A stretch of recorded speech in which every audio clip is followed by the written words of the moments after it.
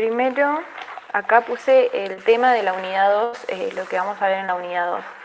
En este Power lo hice hasta 1955 y vamos a ver que la semana que viene vamos a ver a partir de 1955 hasta el 72. Bueno, lo primero y más importante en esta unidad es la conformación del Estado. La conformación del Estado comienza cuando se dictó la Constitución Nacional en 1853. Comienza un modelo agroexportador, comienza diferentes conformaciones del Estado, pero como sabemos, en la historia todo es un proceso, un largo proceso. Y no es que de un día para otro se despertaron y dijeron tenemos Constitución Nacional y tampoco es que tenemos un presidente. No, esto fue de a poco y se fue conformando el Estado, como una conformación. Primeramente vamos a ver que hay en esta unidad, vamos a ver que va a haber etapas. De 1850 de 1853 de la conformación del Estado hasta 1930. Eso es una franja que vamos a ver de diferentes tipos de Estado. Y esta unidad abarca hasta 1973. Hasta 1970, tengamos en cuenta eso. Y bueno, la conformación del Estado comienza con un capitalismo internacional. En el mundo se empezaron a conformar diferentes tipos de Estado y bueno, en Argentina no quedó atrás y quedó construyendo un capitalismo. Hubo nueva forma de organización del trabajo y la producción. Esto quiere decir que no es que desaparecieron, pero sí se fue imponiendo este capitalismo y se fue conformando este estado que vemos, esta formación. Bueno, esto lo ven en el texto de Oxlack, que se llama Formación del Estado Argentino, y vemos acá cómo se va organizando una nueva forma de trabajo y producción, porque antes la forma era que había un siervo, esclavos, y todo esto se fue modificando para formar un nuevo Estado, uno capitalista, donde trabajen y producen. Y después vemos cómo se hacían alianzas internas con respecto a otros lugares, a las regiones. Vemos que acá se tiene en cuenta la articulación del país. Después vemos cómo se fue construyendo este Estado nacional, este Estado con estas transformaciones económicas, donde vemos que también hubieron movilidades de fuerza de trabajo. En esta fuerza de trabajo tienen que ver con cómo se fue cambiando este modelo de que ya no existen siervos, y no digamos que ya no existen, sino que ya no son aprobados por este Estado. Porque lo que va a incentivar este Estado es a que trabajen y produzcan la tierra. Entonces vemos acá cómo hay un desplazamiento también de las fuerzas represivas y internalizar la conciencia nacional. Esto de internalizar la conciencia nacional tiene que ver con una intervención del Estado para que nosotros seamos nacionalistas, para que todos vean que hay un Estado, alguien que conforma ese Estado y que está presente. Bueno, la conciencia nacional tiene que ver con, tenemos una bandera, todo lo que nos muestran en la escuela, en la primaria, que prometemos la bandera y todo esto, bueno, que también vemos, las que son de primer año, vemos también en antropología esto de cómo se pone en cuestión. Bueno, acá lo vemos también, pero como algo cerrado y no abierto.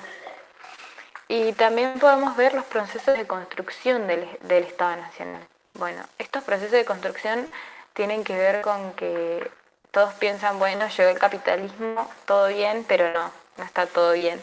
Porque los que van a mandar en este proceso de construcción del Estado va a ser la burguesía.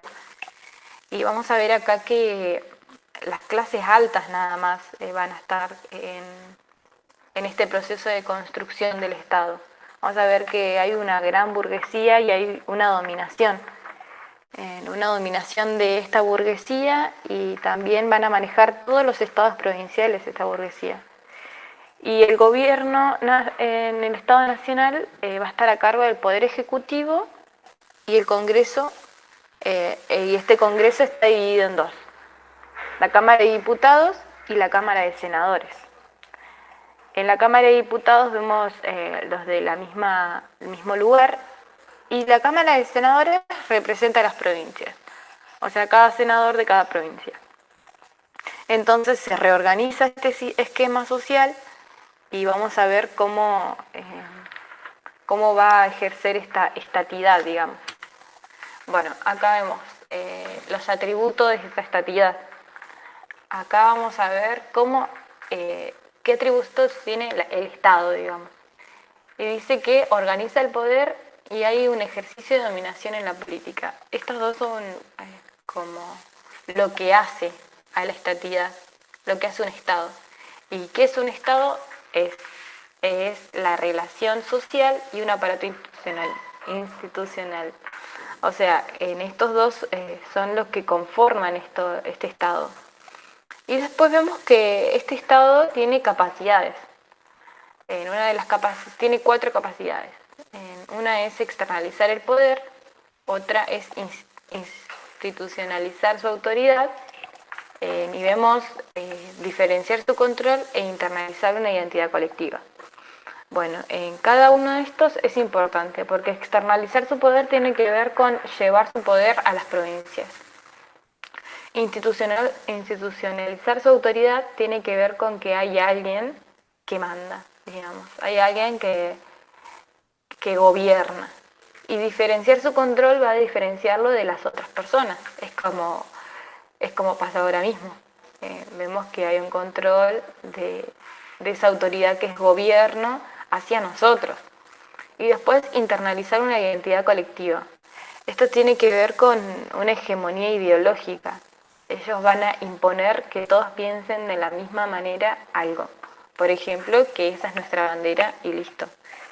Que la bandera argentina celeste y blanca y con el sol en medio, y esa es nuestra bandera. Entonces, esto que sea algo único. Ese es el objetivo, digamos.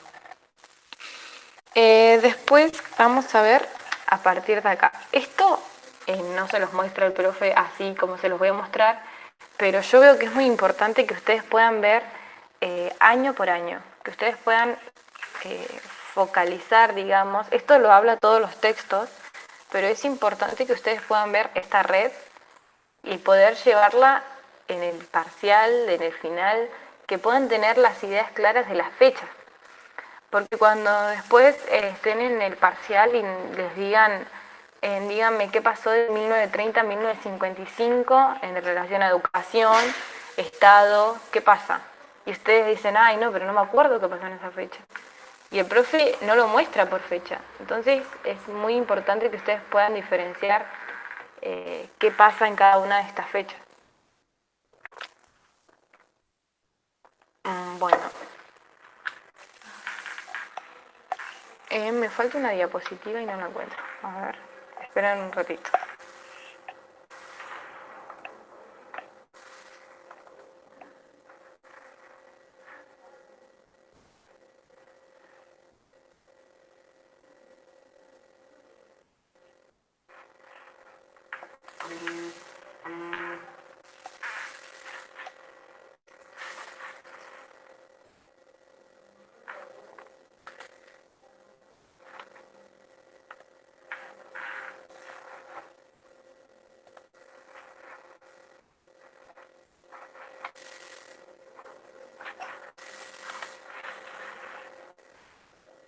Ahora les voy a volver a presentar otra ventana, que me faltaba una diapositiva. Es esta. Acá.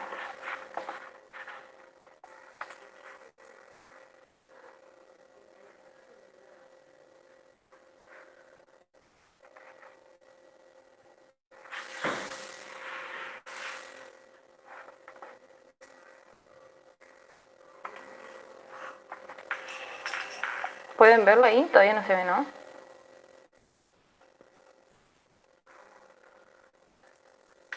A ver. Ahora sí.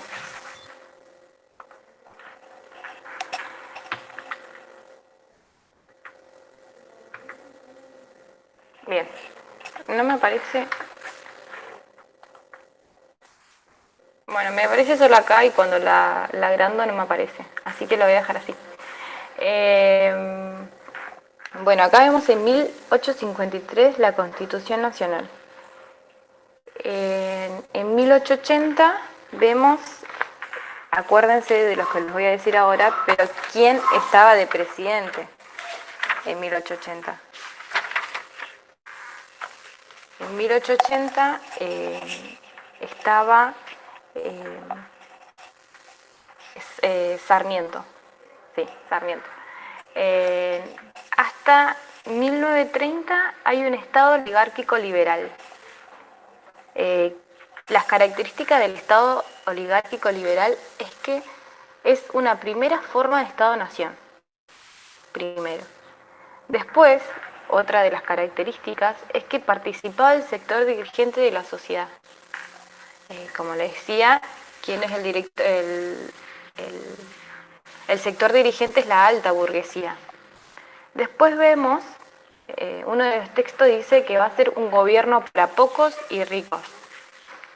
Esto vemos que el gobierno para pocos y ricos, ¿por qué? Porque no todos votaban. Ahí había un fraude electoral. Y después vemos un poder político, económico y cultural. O sea, regían en la política, en la economía y en lo cultural. Te decían cómo tenías que ser culturalmente y ellos incidían en la política y en la economía del país. Y después había un recurso total de un control de los recursos naturales. Y bueno, y su agenda política, que es algo importante, la agenda política del Estado oligárquico liberal, es que tiene una pacificación social y con un modelo agroexportador, un aparato jurídico y una identidad política institucional. El modelo agroexportador es el modelo de acumulación, o sea, se producen materias primas agrícolas para la exportación a los países centrales. Y hay algo importante del modelo agroexportador que es la estancia. La estancia va a funcionar como un rol modernizador del Estado. Esta estancia va a ser importante, porque después vamos a ver cómo entra en crisis este modelo agroexportador, pero es muy importante que sepan que este modelo se refiere a hacer materias primas agrícolas para la exportación a países centrales, como por ejemplo en uno de los más que se ve que exporta más es a Inglaterra, porque después vamos a ver qué pasa con Inglaterra. Vemos en 1884 cómo se generan las primeras leyes de educación. Ahora vamos a ver en estas tres leyes con respecto a lo que pasa con estas leyes que son importantes en estas fechas. Y bueno, tengo que diferenciar algo, que de 1916 a 1930 sigue habiendo un Estado oligárquico liberal, pero liberal democrático se llama. O sea, que cambia el régimen, pasa de democracia restringida a la democracia ampliada. En esto es gracias a la lucha del radicalismo de Irigoyen. No escuché qué es. ¿De qué estás preguntando ahí? A ver, ahí me fijo. ¿Desde cuándo pasa el Estado liberal? ¿Por qué? Ah, bien. Bueno, esto todo es el Estado oligárquico liberal, desde 1880 a 1930. A partir de 1916 y 1930 sigue siendo un Estado oligárquico liberal, pero es un Estado liberal democrático. Democrático porque cambia el régimen, pasa de ser una democracia restringida a una democracia ampliada. gracias a la lucha del radicalismo, o sea, de Irigoyen. Se incorporan a sectores medios, pero no hubo una ruptura de la clase dominante, porque seguía homogeneizando. Entonces, había una democracia, seguía siendo ampliada, como decimos ahora, que hay algunos sectores medios, miren que acá ni siquiera existen los pobres, ya no habían, supuestamente ellos no habían pobres, o no eran capaces de votar, digamos. Así que en esta época seguían hegemonizando esta clase dominante. O sea que hay como una diferencia, pero va a seguir siendo ese estado oligárquico liberal de esa fecha hasta esa fecha. ¿Por qué? Porque si le preguntan en el parcial, le van a preguntar la pregunta en el parcial es de 1953 a 1930 o de 1880 a 1930. Seguramente es de 1880 a 1930. Bueno, en 1884 es la primera implementación de una ley muy importante de esta época que no pueden no decirla en un parcial o en un final. Es la ley 1420. En esta ley hay una educación pública, gratuita, laica, gradual y obligatoria. Primeramente rige en la capital federal esta ley, que es muy importante que digan eso. No rige en todo el país, solo rige en capital federal y no en las provincias y en territorios nacionales. Después hay una principalidad del Estado en esta época, o sea que hay una universalidad y acá comienza una disputa con la Iglesia. El Estado, igual ya sabíamos que el Estado sarmientino, todos de esta época eran todos católicos. Pero acá comienza una disputa con la Iglesia por esto de que es laica, de que ya no se profesa más la religión, aunque sí, pero no tanto como antes. Y después va a haber un principio organizador en esta ley, que es el orden y el progreso. Esto va a ser como una matriz central de lo que va a ser la ley 1420. Cuando nosotros hablamos de ley 1420, hablamos de un orden y progreso. Y también tenemos que tener en cuenta en qué se basa este orden y progreso. Y como veíamos o vimos en historia, el orden y progreso es uno que se relaciona con el otro. Entonces uno no puede funcionar sin el otro. Y acá vemos cómo se implementa esto con una ley. Y también vemos cuál es el principio de este orden y progreso, que es formar al ciudadano, homogeneizar para la población y el financiamiento de las escuelas públicas. Y otro importante, que lo anoten, en el artículo 2 de esta ley, habla sobre los jardines de infantes. Crear jardines de infantes. Obviamente no como se conoce ahora los jardines de infantes, con esta formación que tenemos nosotras, no. Eran mujeres para crear escuelas normales. Entonces eran mujeres cuidadoras de los niños, digamos. Después, en 1905, está la ley Laínez. En la ley Laínez vamos a ver que se crean y se financian escuelas primarias en las provincias que antes no se garantizaban en la ley 1420. Bueno, acá vamos a ver que en la ley 1420, ¿para qué hicieron esto? Bueno, lo hicieron para la escuela primaria, no tanto rigió para la escuela, los jardines de infantes, ni para el secundario, no. Porque su idea era formar al ciudadano, y formar al ciudadano a través de alfabetizarlo. Entonces, si lo alfabetizan, van a poder llevar a ese ciudadano a que, digamos, sea una mejor persona, entre comillas, el que llevarlo a leer y escribir, que era importante. Se crean, en la ley Laínez se crean y se financian en las escuelas primarias, y también vemos que habían en lugares donde no se garantizaban en la ley 1420, bueno, la ley Laínez lo que hace es garantizar. En la ley Saavedra Lamas tienen que mencionarla, que está en 1916, pero no es importante porque solo rigió 2 años y no se pudo hacer y cayó, o sea, se derogó enseguida. Entonces, nombrarla, pero leerla, pero no a fondo, digamos. Bueno, la educación en esta época funcionó como un mecanismo para integrar y modernizar a la sociedad. Cambiar esa sociedad analfabeta por personas que sí sepan leer y escribir, y que eso ayudaba a que las próximas generaciones vayan a la escuela. Obviamente todo esto es en la alta burguesía. Primeramente vemos que antes de 1880 los que se educaban eran clases muy altas. Entonces, a partir de la gratuidad de esto vamos a ver el cambio. Después, ¿cómo era la infancia en esto? ¿Cómo se veía en la infancia? Porque también hay textos donde dice cómo se ve la infancia. Y la infancia va a ser una construcción política, cultural, educativa y social. Era un menor sin derechos, subordinado a la autoridad docente y paternal. Los niños eran una propiedad del Estado, las infancias eran una propiedad del Estado. O sea, que el Estado decía qué hacer o qué no hacer con estos menores.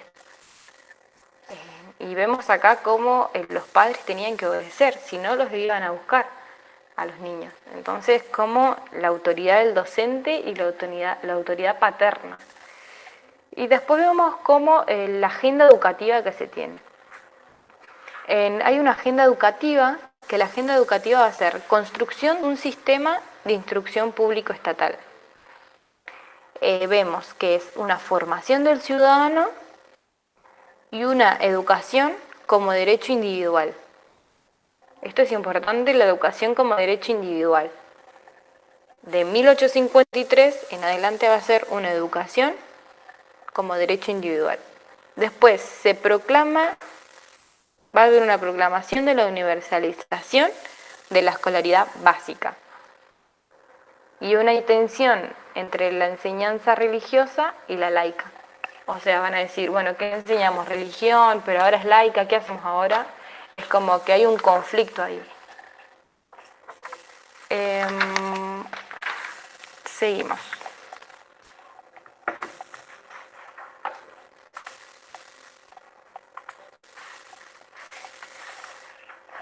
A ver si puedo poner ahora grande.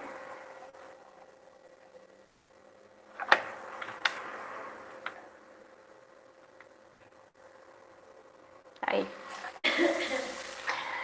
Bueno, acá en 1930 tenemos que tener en cuenta también de fecha, en 1930 a 1955, que es lo que vamos a explicar hoy hasta esto, porque acá tienen que prestar mucha atención en todo lo que pasa en cada uno de estos puntos, porque no es solo lo que dice el Power, sino todo lo que les tengo que decir. En 1930 comienza una crisis. Tienen que entender esta crisis porque el profe en ese teórico no se escucha nada, no sé qué pasó en ese teórico, así que como vi que no se escuchaba nada, lo puse de subtítulo, aunque el subtítulo anda mal, pero tienen que tener en cuenta qué pasa en cada una de estas fechas. En 1930 comienzan el Estado interventor o keynesiano. Y antes de esto, de saber que comienza este Estado, tenemos que ver qué pasó en esta crisis. Esta crisis es muy importante porque comienza una burbuja financiera. ¿Y qué es una burbuja financiera? Es cuando no hay nadie quien compre y se fundan los bancos y las empresas. Veíamos que Argentina en esa época era el granero del mundo. Entonces exportaban muchos cereales y carne a muchos lugares.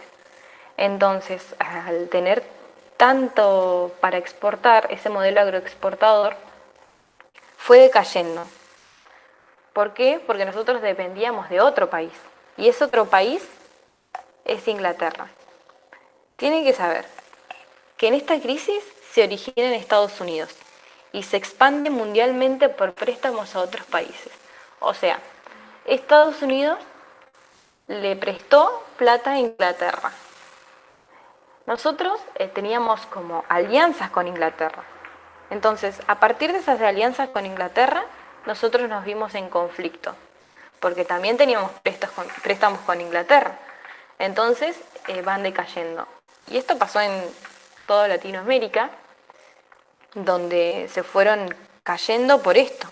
O sea, los latifundistas, los que tienen, comienzan a invertir en pequeñas industrias.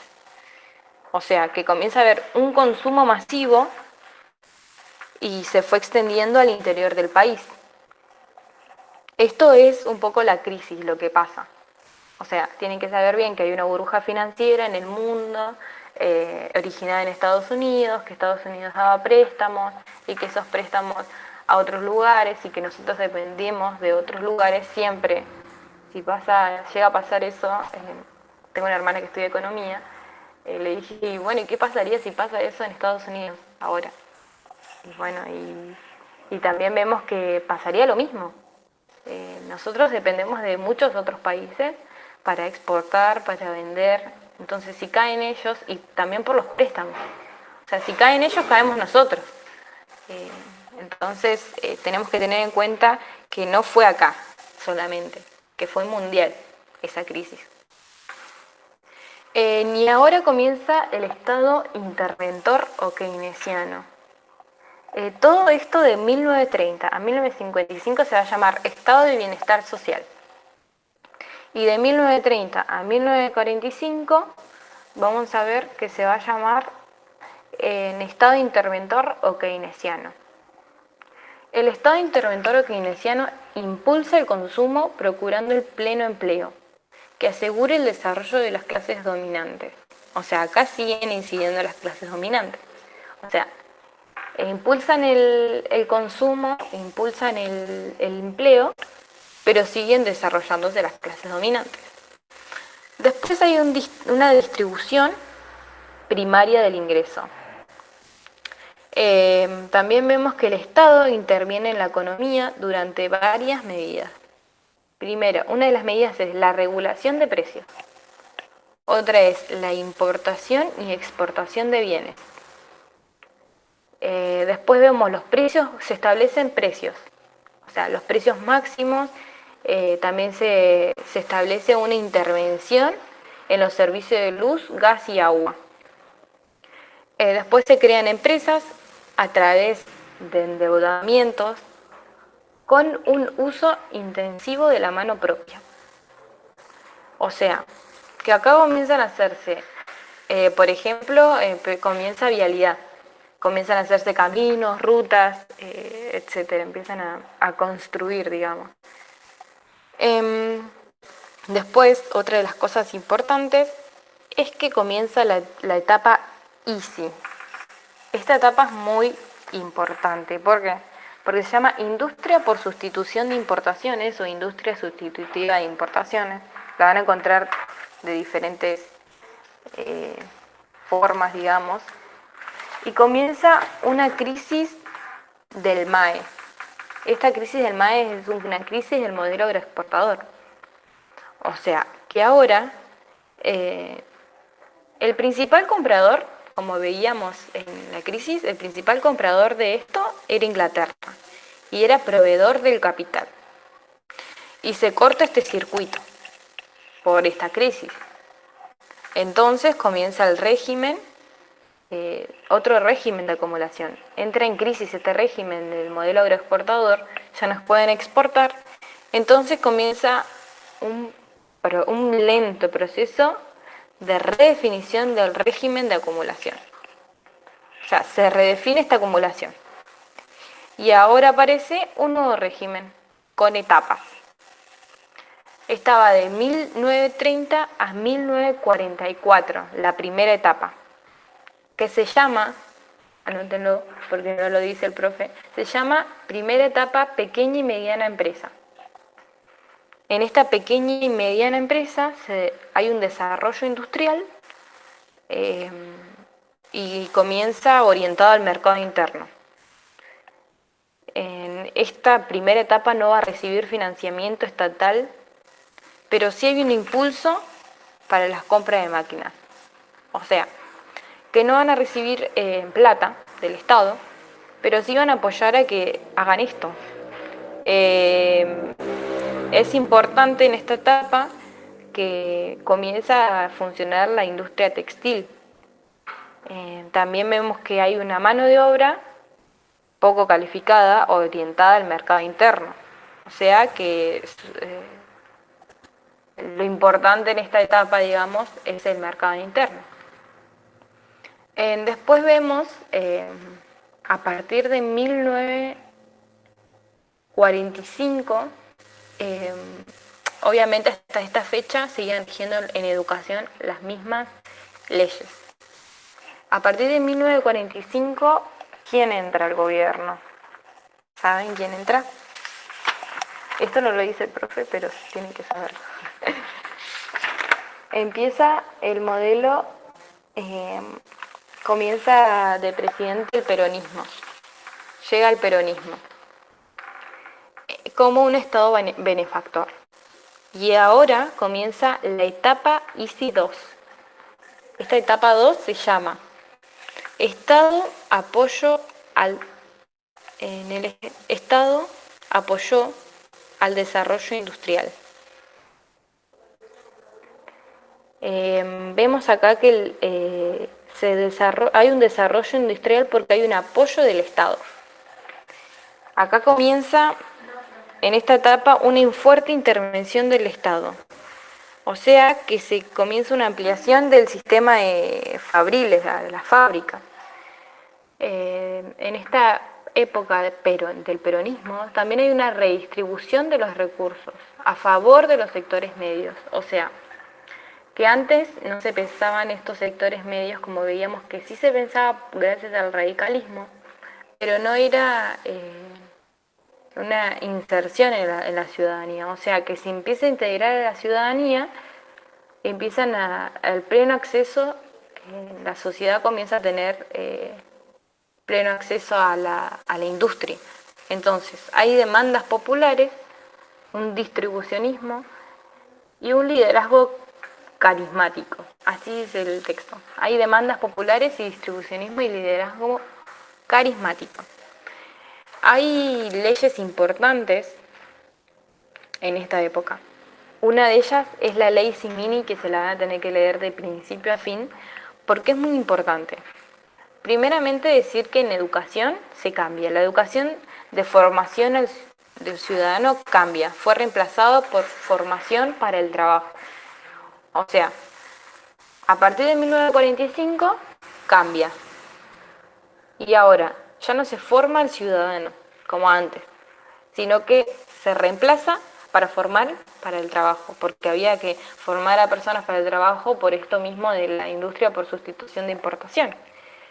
Entonces, ahora va a haber requerimientos en una educación, que sería superar este analfabetismo que había, la deserción, el desgranamiento que había por esto del analfabetismo, y esta en exclusión de los más pobres comienza a ser una inclusión. Comienzan a incluirse a los más pobres a la educación. ¿Por qué? Porque veíamos antes que sí, que va a ser laica, gratuita, obligatoria, pero tampoco estaban insertos todos los grupos sociales. Seguían yendo las clases altas, digamos. Bueno, la ley Simini es de 1949. Sepan que es muy importante que se la lean y que la resuman. Pero lo más importante en esta ley es que va a haber creación de jardines de infantes. En esta creación de jardines de infantes va a haber una jerarquía y un valor pedagógico. Es importante porque se empieza a ver como el nivel inicial, va a tener un nivel pedagógico. También va a ser reconocido en el sistema educativo y va a tener un carácter obligatorio y gratuito de 3, 4 y 5 años. También va a tener una exigencia a poseer títulos del profesor de jardines de infantes. Acá es importante porque ya no van a estar mujeres, digamos, eh, en cuida de esto.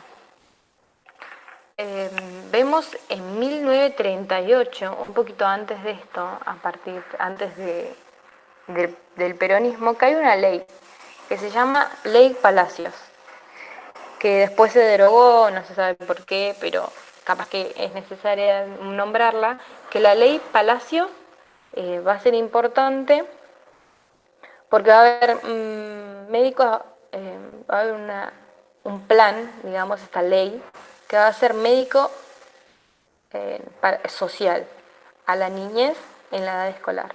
O sea, que van a haber médicos en la escuela para que se ocupen de la niñez en su etapa escolar. En otra de las de un plan que se va a llevar a cabo de 1947 a 1951. Este es importante porque también lo preguntan y no lo puse acá en el Power, pero es el plan quinquenal. Este plan quinquenal siempre lo preguntan y tiene objetivo de la política pública educativa: vitalizar la escuela dándole una activa participación a la vida social. O sea, este plan quinquenal va a funcionar en estas fechas y va a ser importante que lo lean y que sepan cómo funcionaba, cómo funciona, cuál es el nuevo rol de este Estado keynesiano o interventor. Vamos a ver que este nuevo rol del Estado va a ser nacional y popular, le van a decir, o Estado de compromisos sociales.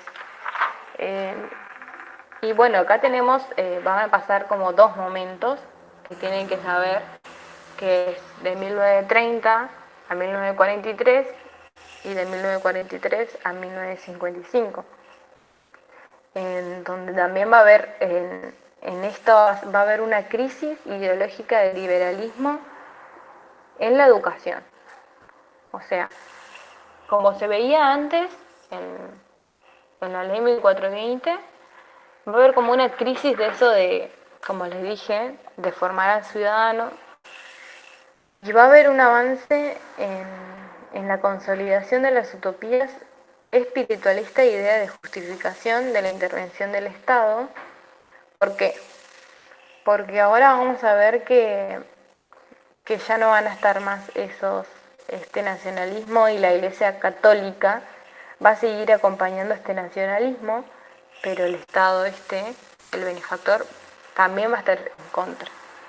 Entonces, en el campo educativo va a haber un antipositivismo pedagógico.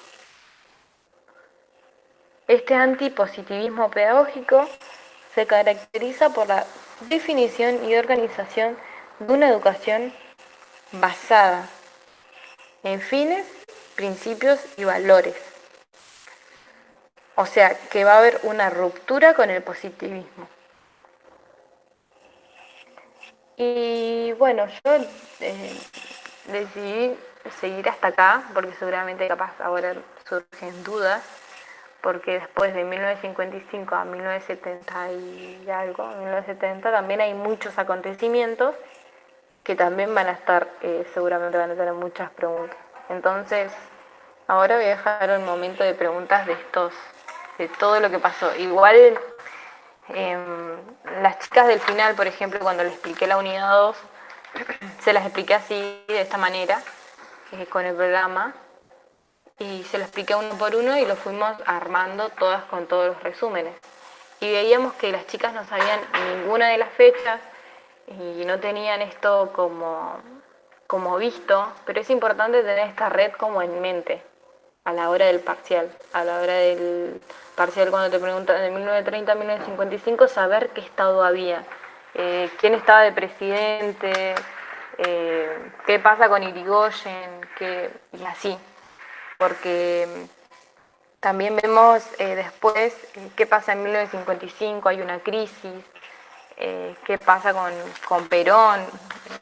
Entonces es importante que tengan en cuenta cada una de las fechas. Y ahora quisiera saber si tienen preguntas.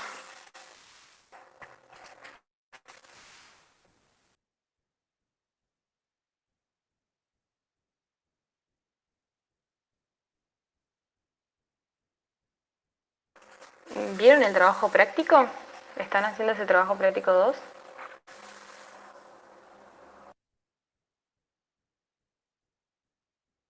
¿Y cómo van con el trabajo?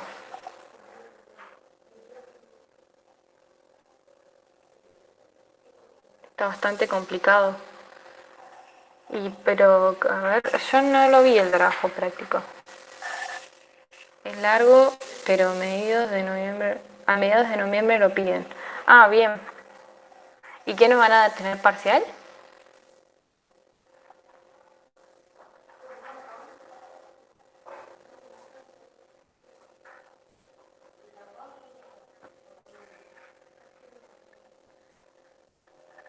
Ah, van por fecha.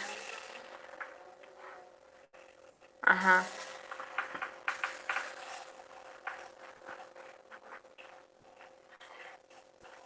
ajá. Ah, bien. ¿Y no tienen parcial o sí?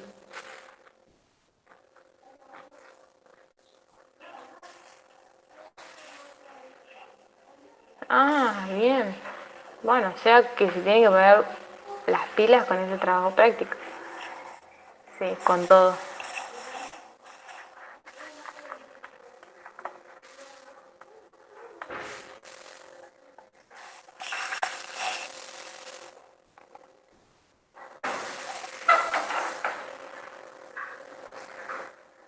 Ah, bien. Bueno, capaz que es un poco más sencillo, pero ¿por qué? Porque el final está siendo como el parcial que ustedes tendrían que tener. El final la profe dijo que era lo hicieron muy parecido el final. Igual todavía, si escucharon por ahí, ya no se dio el final. No pudieron rendir las chicas.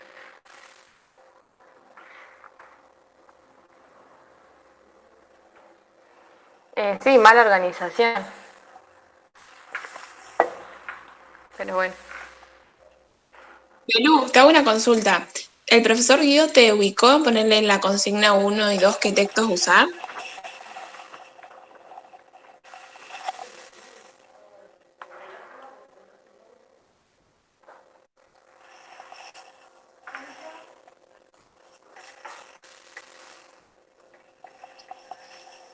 Ah, gracias. Ah, bien. Bueno, entonces no leyeron nada todavía, ¿no? Y el trabajo práctico, hay chicas que me escribieron que lo comenzaron y que tenían dudas. Me escribieron por WhatsApp y ahí se las respondí. Sí, pasa de que, bueno, de mi parte, el profesor Rojos no nos dijo, tipo, vayan por esto, les recomiendo estos textos, tipo, nos largó así nomás y ni nos explicó. Ah, bien. Y bueno, así ahora es profe de teórico y no es de práctico. Está dividido, un profe dividido. Y tipo, no sé si seguramente mi duda que te iba a preguntar es eso, porque yo por ahí estoy como descargando, descargué la primera unidad los textos que voy a usar para hacer el TP. Y por ahí no sabía si descargarme, o sea, en general todos los textos para tenerlos para después. La verdad que no sé, porque algunos no los tocamos o no los dio en el práctico y otros es como que los iba armando, pero en base al Lo que primer TP. pasa, claro, lo que pasa es que muchos de esos textos hablan de lo que yo les dije hoy. Entonces, si ustedes no tienen orientadas las fechas o las leyes, es muy importante que las tengan en mente, porque si no, les va a pasar que no van a poder ubicarse y van a salir perjudicadas en el final. ¿Por qué? Porque el profe, por ejemplo, no nombró comienza el peronismo, quién estaba, Sarmiento, Rivadavia, cuando empieza, quién está de presidente, qué pasó ahí, o sea, es muy importante eso y te lo preguntan y no lo nombran, entonces tienen que tenerlo en cuenta, pero eso lo dicen los textos que ustedes, que seguramente en el práctico no se los piden, pero sí se los van a pedir en el final. O sea, para que tengan un poco en cuenta cómo va a ser. Pero sí, ahora céntrense porque son un montón de textos y seguramente están con más materias. Así que céntrense primeramente en su trabajo práctico y en los textos que la están orientando. Seguramente el profe Guido les está diciendo qué textos usar y eso. Bueno, tengan en cuenta eso para cada consigna.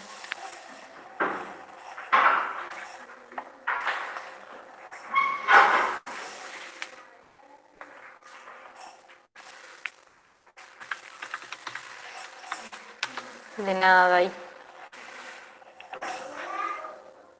O sea, que está la comisión de Guido y hay otras 2 comisiones más, que una está con rojo. ¿Cuántas comisiones tiene Guido? Guido tiene dos, los 2. lunes y los martes. Ah, bien. Pero, por ejemplo, yo Y el martes y él pidió que lo entreguemos todos juntos a fines de noviembre. Y en cambio, los del martes lo claro, entreguen por consigna, así que por ahí se dividió o no quiso hacer de la misma manera con sus dos comisiones. la de los lunes no. Está, ¿y rojo cuándo está? Creo que tiene una los miércoles y otra los viernes. Ah, bien. ¿Y hay otra profe también o no? ¿Profe Cecilia? No, ¿no está ahí? Creería que sí, no tengo, esa sí que no me acuerdo. Ah, debe estar solita y tiene pocos alumnos capaz.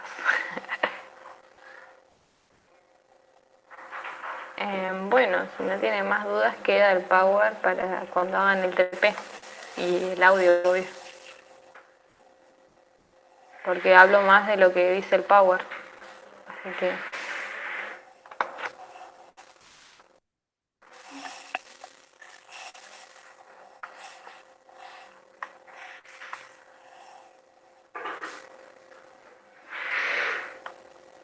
De nada. No tienen dudas, ¿no? Espero que se vayan sin dudas. Igual, sí, estoy en el grupo, la mayoría me mandan mensajes privados. Y lo mejor es que en el grupo, porque si me preguntan en el grupo, aunque a veces se me pierde, yo los tengo anclados con un cosito, los grupos. Entonces ahí sí puedo ver los mensajes y para que les responda ahí, porque me preguntan 2 o 3 personas y capaz que es la misma pregunta, y muchas veces pasó en el TP1, que era la misma pregunta, y después se me perdía la persona y se me confundían los del final con las de la cursada, entonces era como un lío tremendo para ayudar a las chicas del final. Por ejemplo, el lunes y el martes estuve esos 2 días ayudando a las chicas del final. Y también me escribían chicas del TP2, entonces no entendía mucho quién eran las chicas del TP2 y del final. Así que si tienen preguntas, háganlas en el grupo.